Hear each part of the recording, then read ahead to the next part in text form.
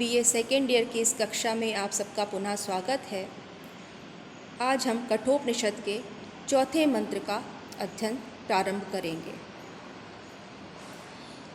मंत्र है सा होवाच पितरं तत्कस्मै मां दास्यसीति द्वितीयं तृतीयं तं होवाच मृत्यवे त्वां ददामीति। प्रसंग आप सबको पता ही है कि जब वाजश्रवा के पुत्र ने विश्वजित यज्ञ में अपना सर्वस्व दान कर रहे थे, उस अवसर पर अक्षम असमर्थ गौओं को दान करते देख उनके पुत्र नचिकेता के मन में यह विचार आया कि इस प्रकार की अनुपयोगी पशुओं का दान करने से पिता को किस प्रकार से सुख की प्राप्ति होगी, किस प्रकार से आनंद की प्राप्ति होगी। और जब हम बात करते हैं सर्वस्व की, तो यदि हम वैदिक संस्कृति का अध्ययन करें तो उसके मन में यह भी विचार आया कि मैं तो पिता की सर्वप्रिय संतान, उनकी संपदा हूँ, तो वो मुझे किसको दान करेंगे। और अपनी इसी जिज्ञासा को शांत करने के लिए वो अपने पिता के पास जाकर पूछता है कि आप मुझे किसे दोगे। सा होवाच, अब इसको हम देखते हैं सा ह उवाच। इसका जब हम पद विभाग करेंगे, सा अलग पद है, ह अलग पद है, उवाच ह प्लस उवाच, यहाँ गुण संधि हो गई है।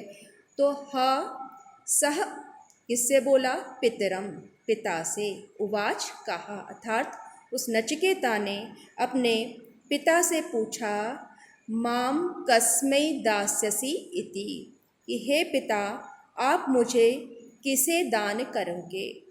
यहाँ तत्पद है, तत् यहाँ संबोधन है, जो तात का जो है तत् रूप हमें यहाँ देखने को मिलता है। लौकिक संस्कृत से वैदिक संस्कृत में जो अंतर है वो यहाँ स्पष्ट हो जाता है। जो उसकी भाषा है वो किस प्रकार से लौकिक संस्कृत के रूप में विकसित हुई, उसका मूल रूप हमें देखने को मिलता है। तो नचिकेता अपने पिता से पूछता है, हे पिता, हे तात, माम कस्मै दास्यसि, आप मुझे किसे दोगे, किसे प्रदान करेंगे। दा धातु है, भविष्यत काल के अर्थ में वो पूछ रहा है। दान के अर्थ में चतुर्थी होती है, ये व्याकरण का नियम आप सबको पता है, उसका हमें यहाँ दर्शन होता है, जिसके आधार पे बाद में व्याकरण के नियमों की रचना हुई। उनको एक प्रकार से जो आदेश के रूप में हमें वर्णन मिलता है कि जिसको दिया जाता है वो चतुर्थी विभक्ति में होता है।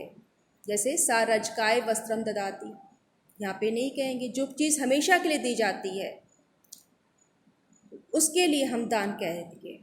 द्वितीयम तृतीयम तम होवाच, वो उससे दूसरी बार पूछा, तीसरी बार पूछा, अर्थात बारंबार वो उससे आग्रह कर रहा था।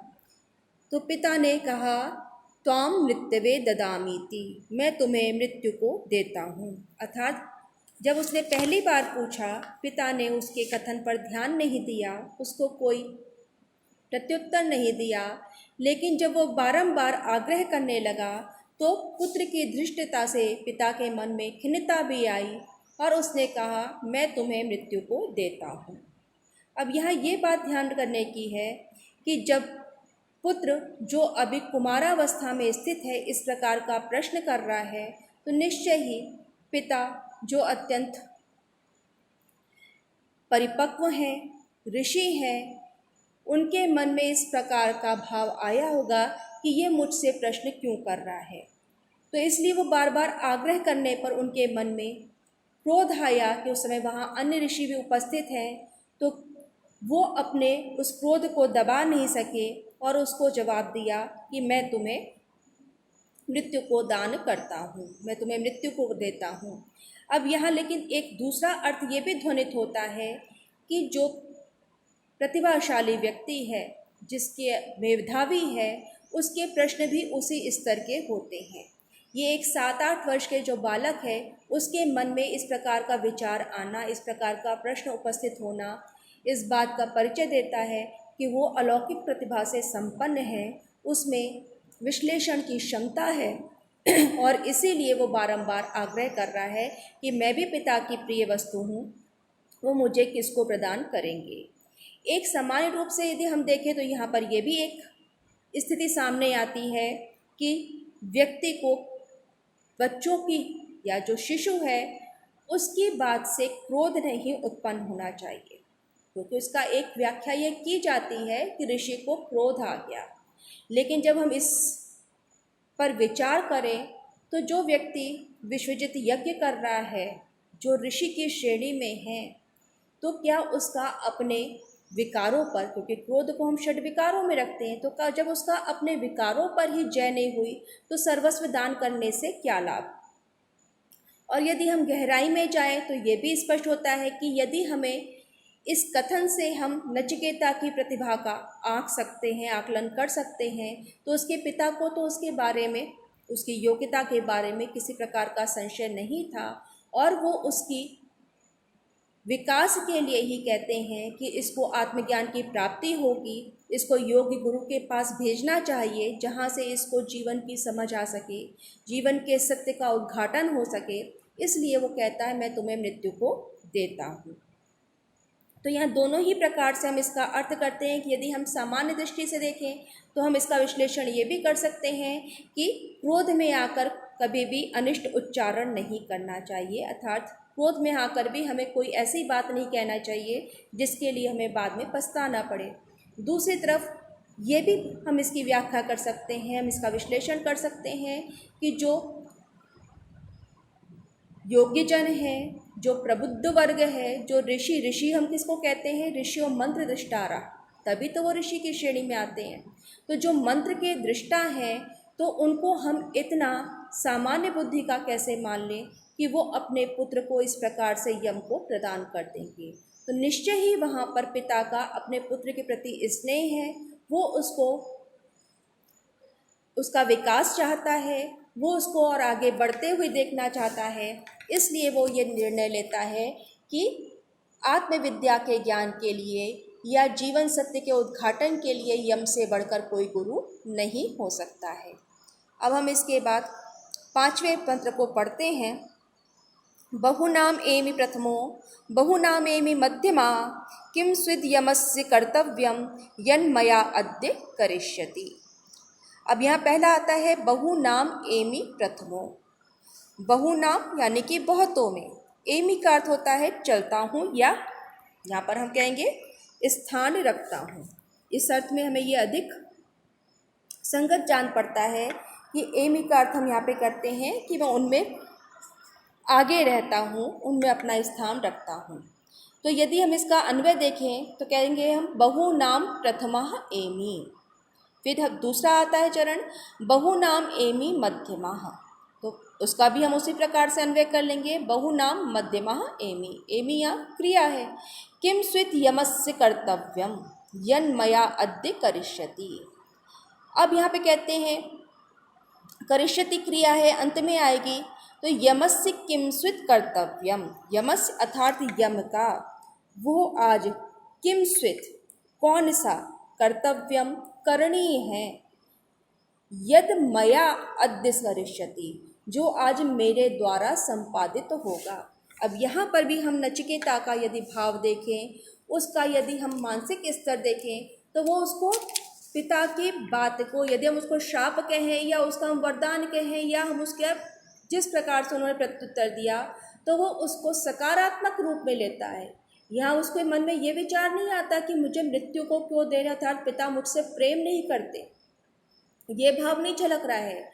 वो सोचता है, वो विचार करता है, जब वो अपनी स्थिति देखता है, जब वो अपने पिता के शिष्यों के साथ बैठता है, उनके साथ अध्ययन करता है और उन शिष्यों के साथ अपनी तुलना करता है कि वो उनमें कौन सा स्थान रखता है, तो वो सोचता है। यहाँ पर उसके हम देखते हैं कि एक बालक की जो आत्म आलोचना की जो प्रवृत्ति है वो यहाँ कितनी प्रबल है। वो अब स्वयं की योग्यता को, स्वयं के स्थान को जानता है, तो कहता है बहुनाम एमि प्रथमो, कि मैं बहुतों में, अर्थात पिता के बहुत सारे शिष्य हैं, उनमें मैं प्रथम स्थान अर्थात अग्रिम श्रेणी में हूँ, अर्थात उत्तम श्रेणी में आता हूँ। बहुनाम एमि मध्यमा, और बहुत सारे ऐसे शिष्य हैं, अर्थात यदि मैं उस विषय को देखूं या उस क्षेत्र को देखूं तो संभव है कि मैं उसमें मध्यम रहता हूं, लेकिन निम्न कोटि में तो मैं कभी नहीं जाऊंगा। जब हम श्रेणी इसको कहें तो प्रथम मध्यम उत्तम कहें, हम इस प्रकार से इसका श्रेणी विभाग कह सकते हैं, या उत्तम मध्यम अधम कहें, तो निम्न कोटि में तो मैं कभी भी नहीं हो सकता हूँ। तो फिर आज वो कौन सा कार्य है यमस्य का? यमस्य किम स्वित, यमस्य ये संबंध को बता रहा है, षष्ठी का एक वचन है, तो यमस्य यम का किम स्वित कर्तव्यम, किम स्वित अर्थात वो कौन सा कार्य है, यत जो मया अद्य करिष्यति, जो वो आज मेरे द्वारा सिद्ध करेगा। अर्थात वो कौन सी ऐसी बात है जिसके कारण पिता मुझे यम को दे रहे हैं, मृत्युदेव को दे रहे हैं, तो निश्चय ही इसके पीछे कोई ना कोई प्रयोजन है। निष्प्रयोजन वो कोई भी कार्य नहीं कर सकते। तो यम को प्रदान करने के पीछे भी पिता के मन में कहीं ना कहीं कोई ऐसी बात है, वो मेरे हित को सोच रहे हैं, मेरा हित चिंतन कर रहे हैं, जो आज यम को प्रदान करके वो पूर्ण करेंगे। अब यहाँ पर यदि हम देखें तो नचिकेता देखते हैं कि वो अत्यंत बुद्धिमान है, धीमान है। पिता के क्रोध में जो उसने वचन सुने, उससे भी उसके अंदर किसी प्रकार का नैराश्य या नकारात्मक भाव प्रकट नहीं होता है, उसके मन में विस्मय नहीं होता, अपितु वो उसको गुरुणाम आज्ञा ही अविचारणीया इस रूप में लेके कि उसमें विचार करने की आवश्यकता नहीं है, वो उसको बड़े सहज भाव में ग्रहण करता है और सोचता है कि जब मैं उनके शिष्यों में महत्वपूर्ण स्थान रखता हूँ, अपना एक निश्चित स्थान रखता हूँ, तो वो मेरा उसमें किसी प्रकार से अपकर्ष नहीं करेंगे। और इसी क्रम में जब हम आगे बढ़ते हैं, छठा मंत्र देखते हैं, तो हम क्या देखते हैं? अनुपश्य यथा पूर्वे प्रतिपश्य तथा परे सस्यम इव मर्त्याः पच्यते सस्यम इव आजायते पुनः। अब इसके जब हम पढ़ते हैं इस मंत्र को, तो हम पहले इसके पहले मंत्र में तो देखते हैं कि पिता, जो चौथा मंत्र हमने पढ़ा उसमें देखते हैं कि पिता कहता है मैं तुम्हें यम को प्रदान करता हूँ। पांचवा मंत्र पढ़ा, वो सोचता है, नचिकेता ये विचार करता है कि निश्चय ही यम का कोई प्रयोजन इसके द्वारा सिद्ध होगा, मेरे पिता की इसमें कोई महत्वाकांक्षा है, वो मेरा कल्याण चाहते हैं, इसलिए वो मुझे यम को प्रदान कर रहे हैं। लेकिन संभवतः पिता ने यदि कह दिया, इसका एक प्रकार से यह व्याख्या करते समय कई टीकाकार ये बात कहते हैं कि पिता ने क्रोध में ये कह तो दिया, लेकिन उसके पश्चात उनको पश्चाताप हुआ कि इतने छोटे बालक को मैं मृत्यु को दे रहा हूँ, और उस पर वो खिन्न हुए। तो वो नचिकेता उनको समझाता है, वो पिता से कहता है कि आपने जो कहा वो अन्यथा नहीं हो सकता है, ये निश्चित है, ये ध्रुव सत्य है कि हमारे मुंह से जो शब्द निकल रहे हैं उनका भी उस समय कोई ना कोई लक्ष्य होता है, अकारण नहीं निकलते। कई बार हमारे मुख से यदि कठोर वाणी निकल रही है, अभद्र भाषा का प्रयोग कर रहे हैं, तो उसके पीछे भी कोई ना कोई कारण होता है। और इसी को कि कोई भी कार्य अकारण नहीं होता, वो पिता से कहता है अनुपश्य यथा पूर्वे प्रतिपश्य तथा परे सस्यम इव मर्त्याः पच्यते सस्यम इव आजायते पुनः। यहाँ पहले हम दूसरी पंक्ति का अर्थ देख लें। वहाँ जो हम कह रहे हैं कि सस्यम इव मर्त्याः पच्यते, मर्त्या मनुष्य जो मरण धर्मा है, अर्थात मनुष्य तो है ही मरण धर्मा, मरणशील है, मृत्यु निश्चित है, जातस्य ही ध्रुवो मृत्यु। तो मनुष्य जो है मरण धर्मा है, सस्यम इव पच्यते, सस्य अर्थात धान्य के समान, अनाज की भांति, अन्न की भांति परिपक्व होता है, अपनी पूर्णता को प्राप्त करता है। पच्यते का अर्थ होता है कि जब हम भोजन भी पका कहते हैं कि जब वो अपने पक जाता है तभी तो सुस्वादु होता है, उसमें रस आता है। उसी प्रकार से कोई भी, चाहे वो परिस्थिति हो, कोई भी कार्य है, जब वो अपनी पूर्णावस्था को प्राप्त कर लेता है, उसके पश्चात उसके वहाँ पर रहने का कोई औचित्य नहीं रह जाता। तो जिस प्रकार से फल पकता है, डाली से अलग हो जाता है, उसी प्रकार से मनुष्य भी जब अपनी परिपक्वता को प्राप्त कर लेता है, मृत्यु को प्राप्त हो जाता है। उसको बड़े ही सामान्य उदाहरण के द्वारा, दृष्टांत के द्वारा उन्होंने यहाँ पर स्पष्ट किया है कि सस्यम इव मर्त्याः पच्यते, मनुष्य मरण धर्मा है, मरणशील है, वो अन्न के समान परिपक्व होता है, पकता है। सस्यम इव आ जायते पुनः, और पुनः धान्य के समान, अन्न के समान पुनः उत्पन्न हो जाता है। पकने का अर्थ हो गया अपनी पूर्ण अवस्था को प्राप्त होकर के उसका नष्ट हो जाना अथवा अपने बंधन से मुक्त हो जाना। और पुनः वो क्रम चलता है कि पुनः बीज वपन होता है और पुनः नवीन धान्य संपदा का रोपण होता है, पुनः वो अंकुरित होती है, फिर अपनी पूर्णावस्था को प्राप्त करती है। तो ये बड़ा सामान्य सा दृष्टांत जिसको हम देखते हैं अपने दैनिक जीवन में, उसके द्वारा इस महत्वपूर्ण, इस गुह्य सिद्धांत को प्रकट किया गया है। वो अपने पिता से क्या कहता है, अब हम पहली पंक्ति देखें, अनुपश्य यथा पूर्वे प्रतिपश्य तथा परे, कि यथा पूर्वे अनुपश्य, यथा जिस प्रकार से पूर्वे अर्थात जो पूर्व में हो गए, आपसे पूर्ववर्ती हैं, आपके पूर्वज हैं, आपके पिता पितामह इत्यादि हैं, उनको भली प्रकार से देखो, उनके जीवन पर दृष्टिपात करो। तथा अपरे प्रतिपश्य, उसी प्रकार से अपरे जो दूसरे हुए हैं, पहले आप अपने कुल में देखिए, अपने पूर्वजों को देखिए, अन्य व्यक्तियों को देखिए, इन सब को प्रतिपश्य पुनः देखो।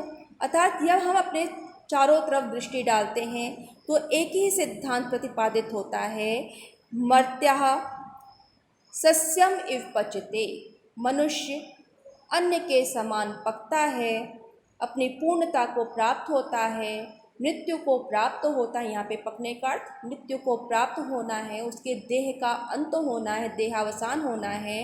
पुनः सस्यम इव आ जाते, और पुनः जैसे बीज का वपन होने पर अर्थात अपने सूक्ष्म रूप को प्राप्त हो जाता है ना, और पुनः बीज वपन होने पर पुनः अंकुरित हो जाता है, उसी प्रकार से जो जीव है उसका भी इस संसार में आवागमन चलता रहता है, उसमें उसका ये क्रम निरंतर बना रहता है। इसमें कुछ भी आश्चर्य की बात नहीं, अर्थात मृत्यु को प्राप्त होना जीवन का अंत नहीं है। यदि वहाँ पर एक जीवन समाप्त होता है तो वहीं से नवीन जीवन का उदय होता है, फिर व्यक्ति अपनी जीवन यात्रा में प्रवृत्त हो जाता है। अब यदि आपको ध्यान हो तो हमने भास का स्वप्नवासव दत्तम नाटक पढ़ा, उसमें वहाँ हमें ये श्लोक मिलता है, कह कम शक्तो रक्षितुं मृत्युकाले रज्जुच्छेदे के घटम धारयन्ति, एवं लोकस्तुत्य धर्मो वनानां काले काले छिद्यते रुह्यते च। यहाँ पे छिद्यते रुह्ये च अर्थात समय समय पर जो वृक्ष हैं उनका उच्छेदन हो जाता है और पुनः उनका वपन हो जाता है, वो पुनः अंकुरित हो जाते हैं। बिल्कुल वही बात जो उपनिषद का में जिस सत्य का उद्घाटन मिलता है, उसको भास ने तथा अन्य कवियों ने भी बड़े ही सहज सरल भाषा में सामाजिकों को प्रस्तुत की है। उसकी भाषा भले बदल गई हो, भाव मूल भाव वही रहता है। तो इसलिए मृत्यु से भयभीत होने की आवश्यकता नहीं है, ये जीवन का अंत नहीं है, तो अब आप इसके बारे में अधिक विचार ना करें। इसके पश्चात हम 7वां मंत्र देखते हैं, वैश्वानरः प्रविशति अतिथि ब्राह्मणो गृहान् तस्य एतां शांतिं कुर्वन्ति हर वैवस्वतोदकम्। अब यहाँ पर भी जब हम बात करते हैं कि ये कथा आपको पहले ही बता चुके हैं कि नचिकेता को जब पिता कहते हैं कि मैं तुम्हें यम को प्रदान करता हूँ और नचिकेता यमलोक पहुँच जाते हैं, ऐसी किंवदंती है कि यम उस समय अपने यमलोक में नहीं थे और वो निराहार 3 दिन तक वहाँ रहता है।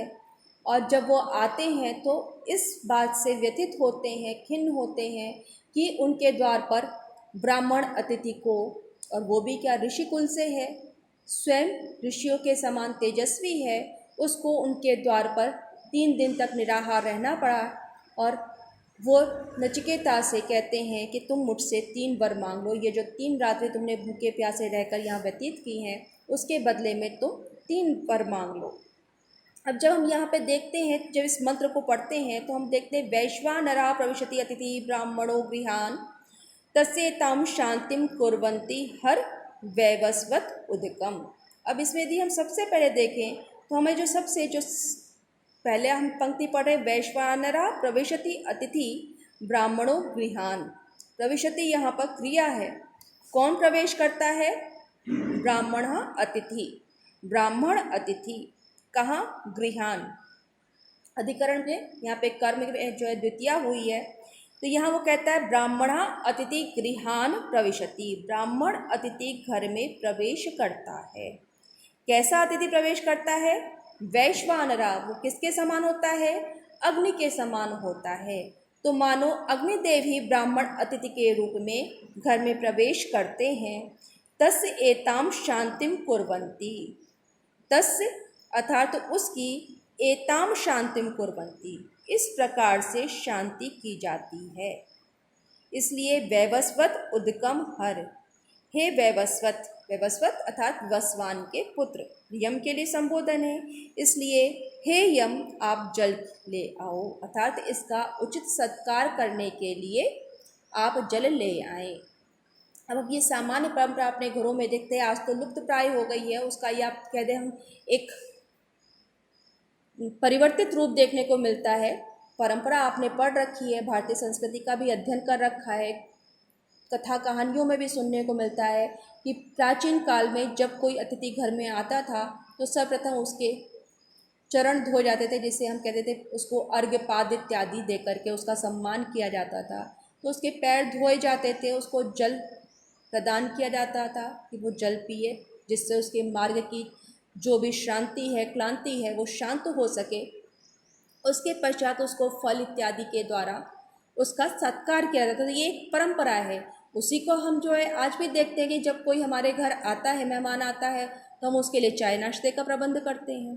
पैर धुलाने की परंपरा समाप्त हो गई थी, कोविड में अब अगर होगा तो शायद वो परंपरा वापस लानी पड़े, क्योंकि हम जब घर जाते हैं तो बगैर पैर धोए अंदर प्रवेश नहीं करते। तो ये एक प्रकार से उस परंपरा का मजबूरी में सही, लेकिन कहीं ना कहीं हम उसको पुनः उस देख रहे हैं कि हमें शायद जीवन में इसको सम्मिलित करना पड़ेगा, हमारी जो दैनिकचर्या है उसमें इसको सम्मिलित करना पड़ेगा, शिष्टाचार में सम्मिलित करना पड़ेगा। तो उसका वो रूप हमें वहाँ दिखाई पड़ता है। तो ये जो मान्यता है, हम कहते हैं अतिथि देवो भव, अतिथि देवता के समान होता है, उसका उचित सत्कार करना चाहिए, अर्थात अतिथि का सत्कार करके जो सुख मिलता है वो देवता के सम्मान, मानो घर में हमारे देवता पधारे हैं, उसी प्रकार का आनंद हमें अतिथि का सत्कार करके होना चाहिए। इसके साथ ही यहाँ दूसरी बात भी मैं ध्यान दिलाना चाहूँगी कि जो भारतीय संस्कृति की हमने पढ़ा है उसमें ने पंच महायज्ञ पढ़े थे, वहाँ एक नृयज्ञ या मनुष्य यज्ञ भी हमने पढ़ा था, जिसमें ये कहा जाता है कि हम प्रतिदिन किसी अतिथि को भोजन कराएं। अतिथि को भोजन अर्थात जिसको हम जानते ही नहीं है, उस रूप में कि जिसको हम जानते हैं, जिससे हमारा संबंध है, उसको तो भोजन कराने में हमें किसी प्रकार की परेशानी नहीं होती, हमारे मन में किसी प्रकार से उसके लिए दुर्भाव नहीं आता, या हम उसके प्रति एक सम्मान का भाव रखते हैं। लेकिन अनायास ही कोई हमारे द्वार पर आ जाए जिसको हम जानते भी नहीं हैं, उसका भी हम उसको देवता तुल्य मानते हुए सम्मान करें, उसको हम भोजन कराएं, इस प्रकार से ये मनुष्य यज्ञ अर्थात मानवता का यज्ञ माना गया है।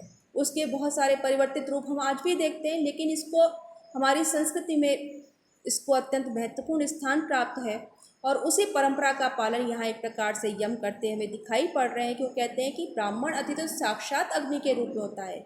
अग्नि का कार्य क्या है? वो भस्म कर देती है, यदि उसको शांत नहीं किया जाए तो वो भस्म कर देगी। इसलिए वो कहते हैं एताम शांतिम, इसलिए तस्य एताम शांतिम कुर्वन्ति, इसलिए हम उसको शांत करते हैं, उसका शमन करते हैं। शमन यानी वो अपने शांत भाव में रहे। अग्नि ऊर्जा का प्रतीक है, अग्नि सृष्टि का प्रतीक है, सृष्टि में उसकी महत्वपूर्ण भूमिका है। यदि अग्नि प्रज्वलित करनी तो वहाँ पे हम कहते हैं ना, यदि ऑक्सीजन और हवा दोनों ही चाहिए, ऑक्सीजन भी चाहिए, तो बगैर हवा के नहीं वो प्रज्वलित रह पाएगी। तो एक प्रकार से जो अग्नि है वो जीवन के लिए आवश्यक है, उसमें दोनों का संतुलन होने चाहिए, जैसे हम कहते हैं अग्नि और सोम का संतुलन होना चाहिए।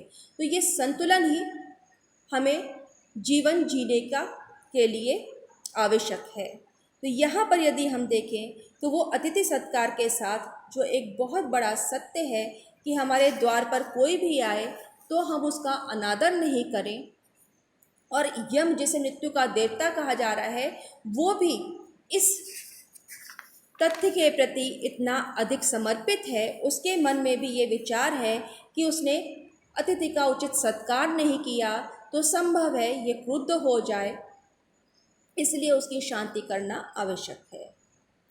तो यहाँ इस रूप में जब हम देखते हैं तो भारतीय संस्कृति की जो महानता है, महनी परंपरा है, उसके हमें दर्शन होते हैं। अब हम अगले मंत्र को देखते हैं। यहाँ पे क्यों आवश्यक बताया गया है या उसकी शांति के लिए क्यों कहा गया है, अतिथि की उचित सम्मान करने के लिए क्यों कहा गया है, उसके पीछे तर्क भी देते हैं कि आशा प्रतीक्षे संगतम सुनृताम चा इष्टा पूर्ते पुत्र पशूंश्च सर्वान् एतद् वृंते पुरुषस्य अल्पमेधसो यस्य अनश्नन् वसति ब्राह्मणो गृहे। अब वहाँ पे कह रहे हैं, उसका कारण दे रहे, तर्क दे रहे हैं कि आशा प्रतीक्षे संगतम सुनृताम चा, यहाँ आशा प्रतीक्षे द्विवचन है कि यस्य गृहे, जिसके घर में कैसा, अनशनन निराहार रहते हुए, अशन माने खाना, अनशनन अर्थात नहीं खाना, निराहार रहना। आपने अन्न प्राशन सुना है, अन्न का प्राशन, अन्न खिलाना, ना खिलाना अनशनन हो गया। तो यहाँ कह रहे कि अनशनन बिना खाए पिए ब्राह्मणा वसति, ब्राह्मण अतिथि निवास करता है, ऐसे अल्पमेधसा पुरुषस्य, अल्पज्ञानी अल्पबुद्धि पुरुष के आशा प्रतीक्षे, आशा और प्रतीक्षा, संगतम उसके जो भी संगत अर्थात उससे संबंधित जो फल हैं, जो उसको प्राप्त होने हैं, सुनिताम जो उसकी मधुरवाणी है, इष्टापूर्ते ये भी द्विवचन में आया है, इष्ट और पूर्त कर्म, पुत्र पशुश्च सर्वान और पुत्र और पशु अर्थात जो कुछ भी है उसका सर्वान, वो समस्त वैभव नष्ट हो जाता है। किसके द्वारा नष्ट हो जाता है, एतद वृंते, उसके द्वारा नष्ट कर दिया जाता है, समाप्त कर दिया जाता है। किसके द्वारा, उस अतिथि के द्वारा जो भूखा प्यासा उस अल्पबुद्धि व्यक्ति के घर में निवास कर रहा है बिना खाए पिए, वो उसके समस्त, यहाँ पे अगर हम सामान्य भाषा कहें तो उसके समस्त पुण्यों का आहरण कर लेता है और अपने समस्त जो पाप है या उसके जो पुण्य है उनका वो क्षय कर देता है। बिल्कुल अगर सीधी भाषा में कहें तो आप क्या कहेंगे कि उसके समस्त पुण्यों का क्षय हो जाता है। अब यहाँ पे आशा किसे कहते हैं, आशा का अर्थ है जो हमें प्राप्त नहीं है, जो अप्राप्य है, उस वस्तु की प्राप्ति की अभिलाषा या उसकी कामना को हम आशा कहते हैं। अर्थात जो अज्ञात है, जिसको हम जानते नहीं हैं, उस वस्तु की प्राप्ति की हम अभिलाषा कर रहे हैं, उसकी कामना कर रहे हैं, तो उसे हम कहेंगे आशा। उसी प्रकार से ज्ञात है, जिसको हम जानते हैं, ऐसे प्राप्य इष्ट वस्तु की प्राप्ति के हम समय की अपेक्षा कर रहे हैं कि हमें मिलेगी, ये अभी मिली नहीं है लेकिन एक हम आशा हमारे मन में है उसके मिलने की, उसकी केवल समय की प्रतीक्षा कर रहे हैं। हमें पता है ये हमें प्राप्त होगी, वो प्रतीक्षा है, हम उसकी प्रतीक्षा कर रहे हैं। इस प्रकार से हम कहते हैं आशा जो हमें प्राप्त नहीं है, जिसके बारे में हमें पता भी नहीं है, उसके मिलने की जो कामना है, उसकी जो हमारे मन में उसको प्राप्त करने की इच्छा है, वो तो है आशा, वो उम्मीद है। और प्रतीक्षा हमें पता है मिलेगी, लेकिन उसमें हम समय की प्रतीक्षा कर रहे हैं जब मिलेगी, उसका मिलना निश्चित है। इसी प्रकार से जब हम इष्ट सुनता में स्पष्ट है, जो मधुर वाणी है, व्यक्ति की जो बोली है। इष्ट और पूर्त कर्म क्या होते हैं, इष्ट कर्म जो यज्ञ इत्यादि किए जाते हैं, संपन्न करवाए जाते हैं। उसी प्रकार से जो पूर्त कर्म है अर्थात जो बावड़ियाँ खुदवाई जाती हैं, जो परोपकार के कार्य किए जाते हैं, कुएं खुदवाए जाते हैं, वृक्ष लगवाए जाते हैं, मार्ग में धर्मशालाओं का निर्माण किया जाता है, अर्थात लोक कल्याण के लिए जो कार्य किए जाते हैं, ये हमारे लिए इष्ट और पूर्त कर्म है। यज्ञ अर्थात इष्ट कर्म और पूर्त यानी कि जो हम कृषि से संबंधित या अन्य जो भी लोक कल्याणकारी कार्य करते हैं वो पूर्त कर्म है। तो कहते हैं कि उन समस्त पदार्थों का, उन समस्त वस्तुओं का नाश हो जाता है। एतद् व्यंगते, ये नाश कर देता है। तो इसका हम फिर से अर्थ देख लें। यस्य गृहे अनशनन् ब्राह्मणः वसति, कि जिसके घर में, यस्य अल्पमेधसा, जिस अल्पज्ञानी, यहाँ पे इसको हम कह सकते हैं, इसका यहाँ पे हम ले सकते हैं पहले भी, कि जिस अल्पज्ञानी पुरुष के घर में ब्राह्मण अतिथि निराहार निवास करता है, सा तस्य, वो उसके आशा और प्रतीक्षा, संगत उसके संबद्ध फल, अर्थात जो कुछ भी उसने संचित कर्म है उसके अनुसार उसको जो भी फल प्राप्ति होनी है उससे संबद्ध जो फल है, सुनताम मधुरवाणी, इष्ट और पूर्त कर्म, पुत्र और पशु, उन सबको एतत् वृत्ते, अर्थात वह नष्ट कर देता है, अर्थात वो नष्ट हो जाते हैं। अब आज की कक्षा हम यहीं समाप्त करते हैं। इसके आगे का हम पुनः अध्ययन करने के लिए दूसरे वीडियो के साथ उपस्थित होंगे। इसको निरंतर आप देखते रहिए और